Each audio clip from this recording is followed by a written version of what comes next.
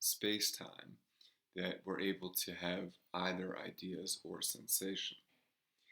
Space and time, then, are what Kant calls intuition. Excuse me, intuitions. Intuitions. I have an intuition of space and an intuition of time. Intuitions are immediate forms by which we receive the world. They are not, however, things in themselves. They're not sensory, nor are they purely intellectual. They are what unite ideas and appearances. So, time and space are not things in themselves. They are not given to us through our senses. Right? They are the medium of human subjectivity, and to the extent that they facilitate our being, they are also subjective. Space and time are subjective intuitions, and our intuition of space and time is subjective, meaning space and time as we experience them lie on the side of the subject, not the external world. They are not things in themselves. They have their origin in us. So this is what we're going to be discussing more in the next two essays, or next two lectures. And today we're focusing on space. But Kant begins the Transcendental Aesthetic, which is divided into two sections, space and time, with an introduction, and we'll walk through this a little bit. I'm on page 172 of the PDF version, the link on the syllabus. So he begins, in whatever way and through whatever means a cognition may relate to objects, that through which it relates immediately to them, and at which all thought as a means is directed as an end, is intuition. Okay, so however cognition relates to objects, and this is the central question of metaphysics, right? What's the relation between an idea and a thing? And how does the thought connect to the thing? Kant is saying, whatever this is, we'll call it intuition. So how does intuition work? How does it relate an object to cognition? He says, this takes place only insofar as the object is given to us.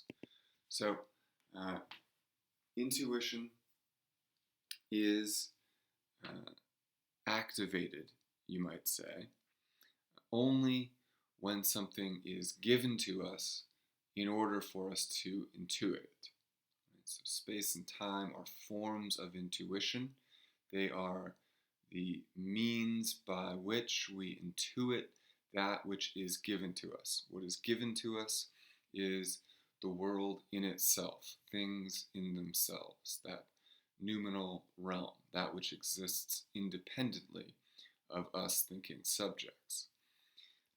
So, Kant affirms that there is an external world that gives us sense data, and it is through these intuitions that we pick this up. So intuition of this kind, on the one hand, requires that we receive something. Something is given to us. The empirical world is given to us, given in a way that we can't understand without a priori ideas, but nevertheless is there for us, given, and it exists independently. Right? And this giving to us, the fact that it is given, the external world, means that it is also possible for us to receive it. He says, but this in turn is possible only if it affects the mind in a certain way. This means that the given world of empirical data, there to be received, will only be received if it affects the mind in a certain way. Not only must it be there to be received, but we must be able to receive it. We must have receptivity. Kant says, the capacity, receptivity, to acquire representations through the way in which we are affected by objects is called sensibility. So this capacity to receive that which is given to us is our sensibility. Right? Our senses are our means of receiving that which is given from the world outside of ourselves. That we're able to receive from what is there to be received is what Kant calls our sensibility, the totality of our capacity for sensory input.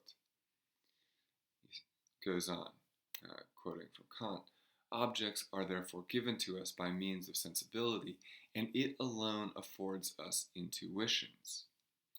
Right?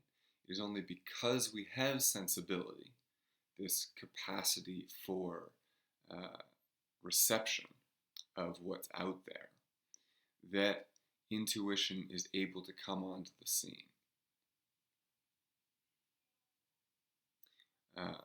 We receive objects through sensibility, and the sensibility is the means of intuition, what allows our intuition to take effect. Upon grasping onto what is given through sensibility, intuition is able then to bring some sense data into understanding and to mold it with concepts. It is intuition that brings that raw received data toward our cognition and our concepts, our a priori concepts. And we remember what Descartes calls thinking about the external world, representation. Right? We represent objects to ourselves in our mind. The effect of an object on the capacity for representation is sensation.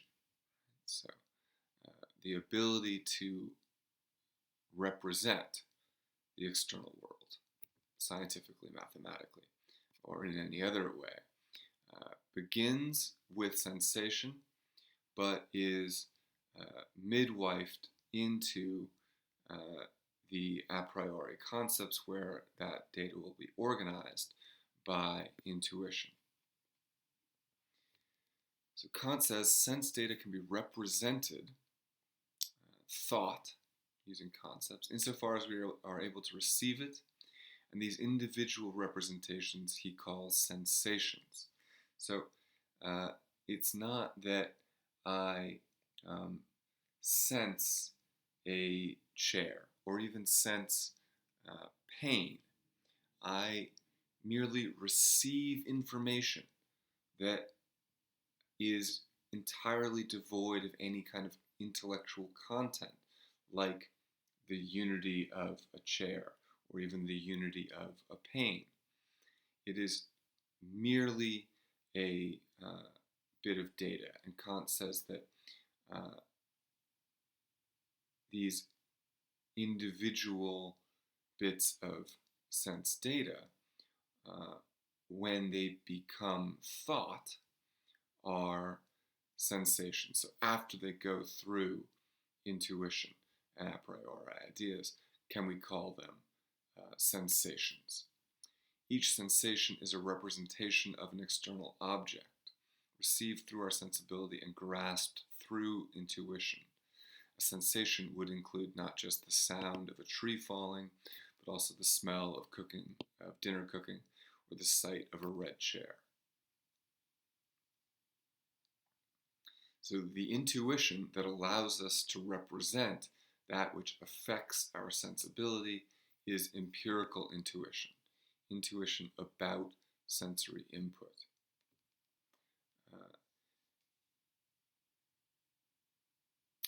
And Kant here is breaking things down into a familiar distinction, the distinction between matter and form.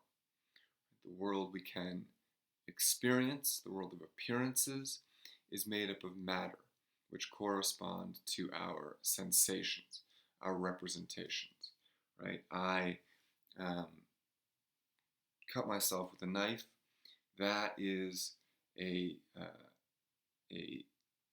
experience, a something that we receive through our sensibility, which is then taken up through intuition and represented back to us in our brain as the sensation of pain. Right? So it is the material world that is made up of matter, and then there's this corresponding representation, which corresponds to the matter of the physical realm.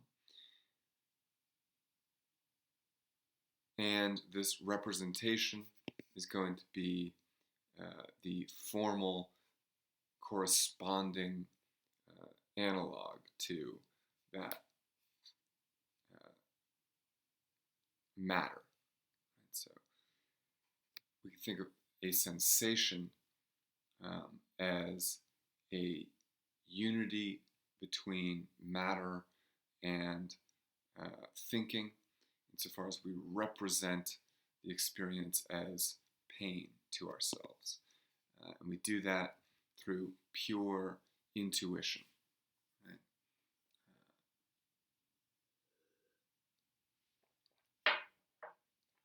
So what gives these appearances more than sensation but form, meaning structure, is the set of relations around an appearance. Relations like causation and unity. Unity is a self-relation. So form is again the ideal structure imposed upon the appearance, but not in the empirical intuition itself.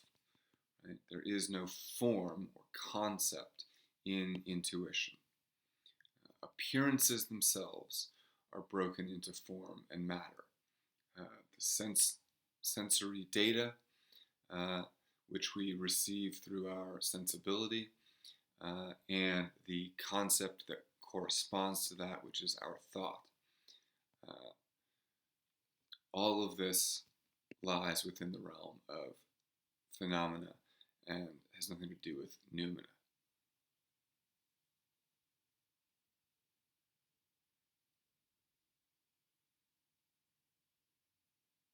So he says, since that within which the sensations can alone be ordered and placed in a certain form cannot itself be in turn sensation, the matter of all appearances is only given to us a posteriori, after the fact, in experience.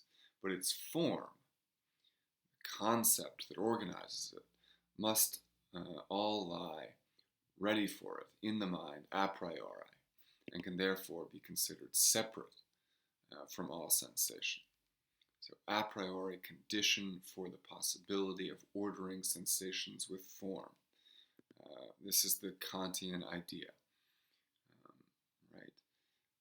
These ideas are prior to experience and are needed in order to make sense of experience, in order to bring that pure sensory receptivity into representation, into sensation, into thinking concepts, etc.